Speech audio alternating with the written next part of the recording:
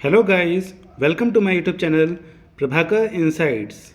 Guys, general knowledge की class में आप सभी का स्वागत है और आप पढ़ रहे हैं भारतीय अर्थव्यवस्था के बारे में। और जो आज का टॉपिक है वह है राजस्व।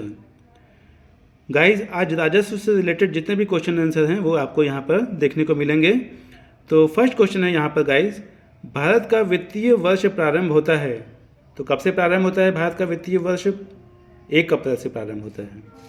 बजट एक लेख पत्र है सरकार की राजकोषीय नीति का। शून्य आधारित बजट का क्या अर्थ होता है? तो हर बार बिल्कुल नए सिरे से बजट तैयार करना। शून्य आधारित बजट तकनीक किस देश की देन मानी जाती है? तो संयुक्त राज्य अमेरिका की। संयुक्त राज्य अमेरिका में शून्य आधारित बजट तकनीक को सर्वप्रथम कब अपनाया गया? तो वर्ष 1977 में अपनाया गया। भारत में शून्य आधारित बजट की किस वर्ष के वार्षिक बजट में अपनाया गया था? तो वर्ष 1987 से 1988 में। भारत में सर्वप्रथम किस राज्य में शून्य आधारित बजट तकनीक को अपनाया गया? तो आंध्र प्रदेश। भारत में शून्य आधारित बजट प्रणाली कब अस्तित्व में आई? तो 7वीं पंचवर्षीय योजना में। वार्षिक वित्तीय विवरण संसद के दोनों सदनों के समक्ष पहुंचाया जाता है तो राष्ट्रपति द्वारा। केंद्र सरकार के बजट के चालू खाते में व्यय की सबसे बड़ी मद है तो केंद्रीय आयोजना। भारत को अधिकतम कर आय प्राप्त होती है तो किससे? नगर कर से, निगम कर से। केंद्र सरकार का गैर योजना व्यय का अंग नहीं है तो विज्ञान एवं तकनीकी विकास हेतु आवंटन। भारत सरकार की कुल कर आय में सर्वाधिक योगदान किसका होता है? तो केंद्रीय आबकारी कर का। संघीय बजट को अधिकतम आय प्राप्ति होती है किससे? कॉरपोरेट कर से। निम्नलिखित में से कौन सा स्रोत संघ सरकार का स्रोत नहीं है? तो व्यापार कर। राजकोषीय घाटे और बजटीय घाटे का अंतर किसके बराबर होता है? तो सार्वजनिक ऋण का।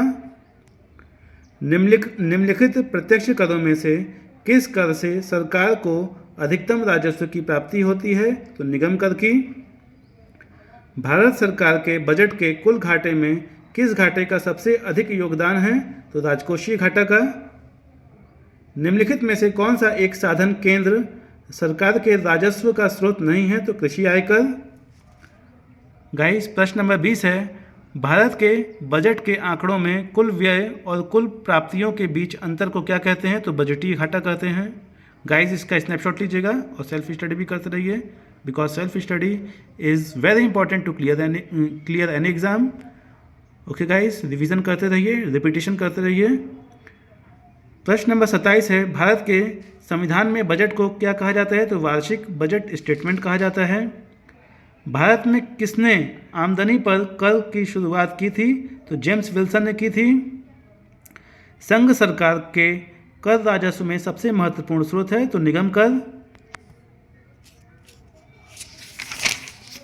गाइस, आ गए हम 32 नंबर के क्वेश्चन पर, जो कि है भारत में कृषि आय कर लगाया जा सकता है तो राज्य सरकारों द्वारा। निम्नलिखित में से कौन सा प्रत्यक्ष कर है? तो संपदा कर जो है वह प्रत्यक्ष कर है। भारत की राजकोषीय नीति में निम्नलिखित में से कौन सा उद्देश्य शामिल नहीं है? तो अंतर्राष्ट्रीय व्यापार का विनियमन। कराधान एक उपकरण है तो राजकोषीय नीति का। भारत सरकार का व्यय किस पर इमदाद सब्सिडी के कारण अधिकतम है? तो तेल के कारण। भारत का आर्थिक सर्वेक्षण प्रतिवर्ष किसके द्वारा प्रकाशित किया जाता है? तो वित्त मंत्रालय के द्वारा। संघ सरकार द्वारा अर्जित कौन से राजस्व को राज्य सरकारों में वितरित नहीं किया जाता है? तो सीमा शुल्क को। भारत में सेवा कर किस वर्ष प्रारंभ किया गया था? तो वर्ष 1994 से वर्ष 1995 तक। 40 नंबर है, कौन सी संस्था भारत में राजकोषीय नीति तैयार करती है? तो वित्त मंत्रालय। घाटे की वित्तीय व्यवस्था का अर्थव्यवस्था पर क्या प्रभाव पड़ता है? तो मुद्रा आपूर्ति में बढ़ोतरी। सब्सिडी एक भुगतान है जो सरकार किसी उत्पादक को किसी वस्तु के बाजार मूल्य के पूरक के रूप में देती है। भारत में सामान और सेवा कर जीएसटी शुरू किया गया था 1 जुलाई वर्ष 2017 से। सामान और सेवा कर जीएसटी लागू करने वाला पहला देश कौन सा था? तो फ्रांस था। भारत में जीएसटी के लिए उच्चतम प्रतिशत स्लैब क्या है? तो 28% है।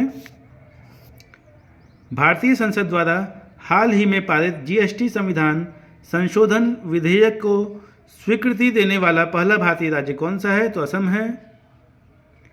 1 जुलाई 2017 को भारत में जीएसटी का औपचारिक शुभारंभ हुआ था, तो संसद भवन से। गाइस, वीडियो को लाइक कीजिएगा, चैनल को सब्सक्राइब कीजिएगा, बेल आइकन पर क्लिक कीजिएगा ताकि आपके पास ऐसे ही इन्फॉर्मेटिव वीडियो आती रहें और आप नॉलेज को कंज्यूम करते रहें। ओके गाइस, तो मिलते हैं गाइस हम नेक्स्ट वीडियो में। Thank you for watch this video.